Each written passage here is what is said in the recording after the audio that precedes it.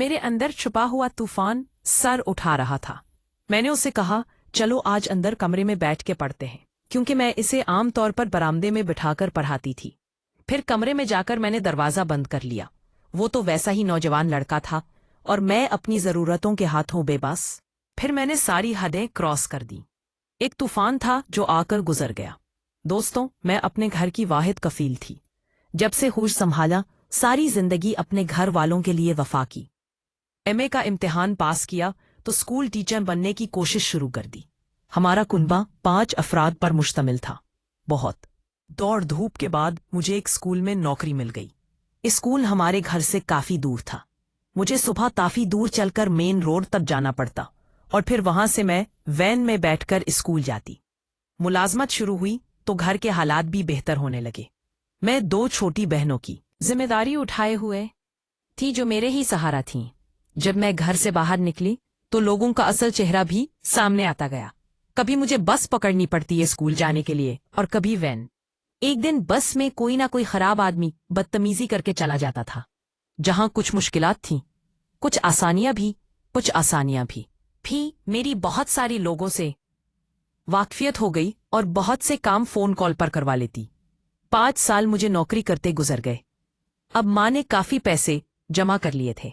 इसी दौरान मेरा रिश्ता आ गया। माँ कहने लगी, अभी भी हमने उसकी शादी नहीं करनी। अब चाहे तो छोटी वाली को देख। ही आपने कारों बेटी की शादी में जानती थी कि जब तक दूसरे की शादी नहीं होगी तब तक माँ मेरी नहीं करेगी। लेकिन शायद ये भी मेरा वहम ही था। मैं नौकरी करती रही, यहां तक कि सर में चांदनी चमकने लगी। लेकिन माँ के लिए तो मैं तो बस पैसे कमाने वाली मशीन थी, इससे ज्यादा कुछ नहीं। मुझे इस बात का बहुत दुख था। फिर सोचा, चले अगर मेरी कुर्बानी से मेरी छोटी बहन अपने घर की हो जाए तो कोई बड़ी बात नहीं। तभी मेरे एक कॉलीग को मैं पसंद आ गई और उसने मुझसे शादी की। मैंने इसे कहा कि कुछ दिन सोच लो, फिर अपने घर वालों को भेज दो। वो अच्छा पढ़ा लिखा और समझदार लड़का था। जब उसके घर वाले हमारे घर आए तो मेरी माँ की सोच एक बार फिर बदल गई और उन्होंने कहा कि हमारे घर में कोई कमाई करने वाला नहीं है और मैं अभी अपनी बड़ी बेटी की शादी नहीं कर सकती। अभी मेरी एक बेटी है, जब तक मैं उसकी शादी नहीं कर लेती, बड़ी बेटी की शादी नहीं कर सकती।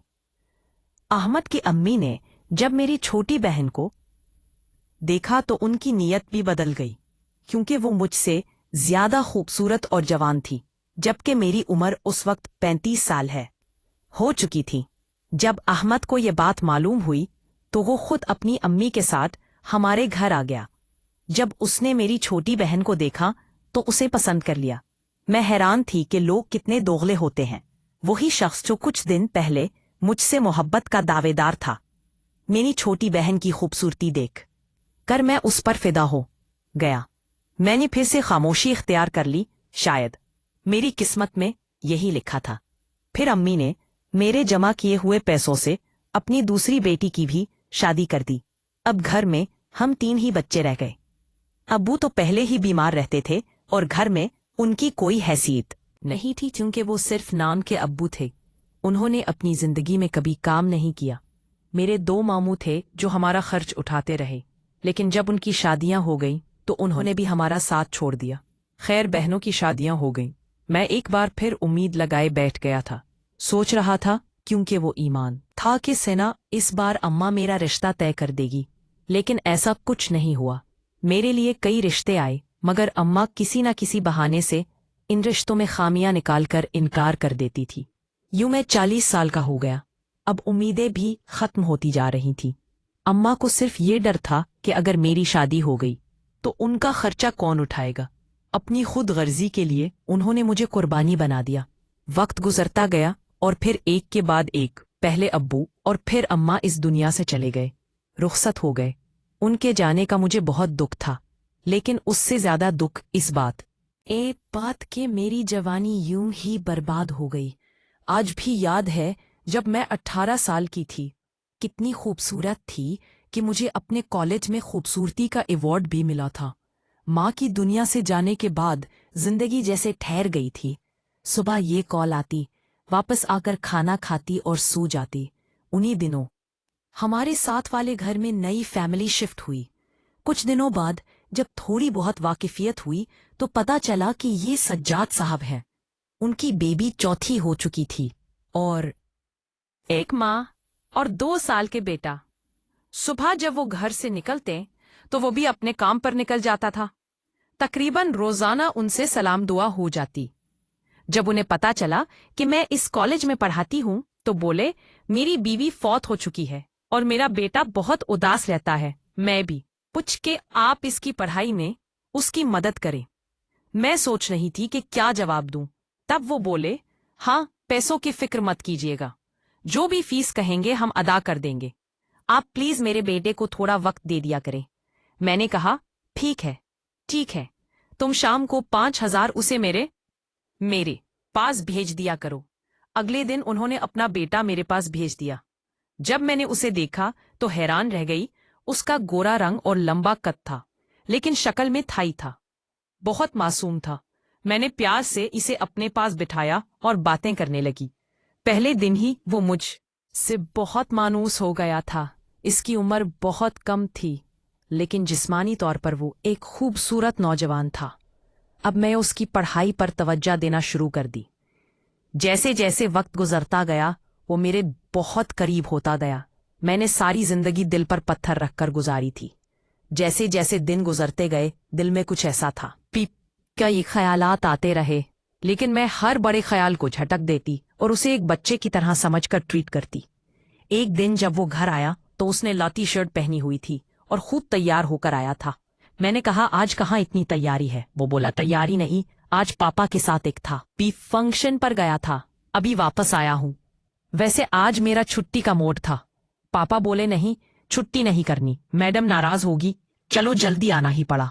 मेरे अंदर छुपा हुआ तूफान सर उठा रहा था। मैंने उससे कहा, चलाओ आज अंदर कमरा में बैठकर पढ़ते हैं, क्योंकि मैं इसे बरामदे में बिठाकर पढ़ाती। फिर कमरे में जाकर मैंने दरवाजा बंद कर लिया। वो वैसे ही नौजवान लड़का था और मैं अपनी जरूरतों के हाथों बेबस हो चुकी थी। फिर मैंने सारी हदें पार कर दी। एक तूफान था जो आकर गुजर गया। शाम के 8 बज रहे थे कि दरवाजे पर बेल बजी। मैं जल्दी से दरवाजे पर गई और देखा। मैं समझ चुकी थी कि रहमान के घर से कोई ना कोई आया होगा। देखा तो रहमान के अब्बू थे। बोले, खैरियत, आज बहुत देर कर दी। रहमान ने कहा, जी बस अभी थोड़ी देर में भेज रही हूँ, मैथ्स के कुछ सवालात थे, समझा रही थी। फिर मैंने अहमद डामरिक को घर भेज दिया। मुझे यकीन था कि वो घर जाकर कुछ नहीं बताएगा, और वैसा ही हुआ। मेरे ज़मीर ने मुझे बहुत मलामत की, लेकिन क्या कर सकती थी? जो नहीं होना चाहिए था वो हो गया। वक्त गुजरता गया और फिर कई शामें में रहमान के साथ गुजारती रही। फिर एक दिन मुझे शदीद धचका लगा जब मुझे पता चला कि मैं हामिला हूं। एक बड़ी मुश्किल अब मेरे लिए खड़ी हो गई। मैं जानती थी कि अगर ये बात किसी को पता चल गई तो मैं किसी को मुंह दिखाने के काबिल नहीं रहूंगी। उस शाम में ने रहमान से कहा कि मेरी तबीयत ठीक नहीं, तुम आज छुट्टी कर लो। लो बोलने लगा, आप बताएं क्या बात है? आप कहती हैं तो मैं अभी पापा से कहता हूं, वो आपको डॉक्टर के पास ले जाएंगे। मैंने कहा, नहीं, तुम घर जाओ। उसे घर भेजकर मैं नमाज पढ़ने बैठ गई और दुआ मांगने लगी कि अल्लाह कोई ऐसा सबब बना दे जिससे मेरी इज्जत बच जाए। आंखों से आंसू जारी थे। सारी रात ऐसे ही बैठ गई और मैं अपने गुनाहों की माफी मांगती रही। रात ऐसे ही गुजरी और मेरे आंसू थमने का नाम नहीं ले रहे थे। तकरीबन 5 बजे की बात है कि मेरी आंख लग गई। जब आंख खुली तो दिन के 11 बज रहे थे। उस दिन स्कूल भी नहीं जा सकी। बोझल कदमों से उठा, अपने लिए नाश्ता बनाया और फिर नाश्ता करने लगी। नहीं पता था कि अल्लाह ताला इतनी जल्दी मेरी दुआ कबूल कर देंगे। नाश्ता हाथ में था कि दरवाजे पर कोई दस्तक दी। दरवाज़ा खोला तो देखा जाद साहब की वालदा थीं। मैंने उन्हें अंदर बुला लिया, चाय बनाकर पिलाई। कुछ देर वो यूं ही बातें करती रहीं। मैंने कहा, जी आंटी। बोली, जब पहली बार तुमसे निकाह में मिली थी तो उसी वक्त सोच लिया था कि अगर किस्मत में हुआ तो तुम्हें अपनी बहू बना लूंगी। देखो, सज्जाद की पहली बीवी फौत हो चुकी है और मेरी जिंदगी का कुछ भरोसा नहीं। तुम सज्जाद को भी जानती हो और रहमान तो रोज तुम्हारे पास पढ़ने आता है। वो तो पहले ही तुम्हारी बहुत तारीफ करता है। اگر تم ہاں کر دو تو میں کل ہی تمہارا سجاد سے نکاح کروا دوں گی۔ پھر وہ بولی کہ اگر تم اجازت دو تو ایک بات کہنا چاہتی ہوں۔ دیکھو ہمارے پاس خر ہے، بہت زیادہ جھگڑا کرنے کی کیا ضرورت ہے؟ میں نے کہا کہ آنٹی، میرے ماں باپ تو اس دنیا میں نہیں ہے، میں اکیلی رہتی ہوں، مجھے کچھ سمجھ نہیں آ رہا کہ کیا جواب دوں۔ پھر وہ بولی بس ٹھیک ہے، میں جا کر سجاد کو یہ خوشخبری سناتی ہوں، تم تیاری کر لو۔ پھر جمعہ والے دن محلے کے کچھ لوگوں کو بھی بلایا اور میرا سجاد سے نکاح ہو گیا۔ میں ایک گھر سے دوسرے گھر شفٹ ہو گئی۔ ایک بہت بڑا بوجھ جو تھا وہ اٹھ گیا تھا۔ اب میں پہلے سے زیادہ سمجھدار ہو چکی تھی۔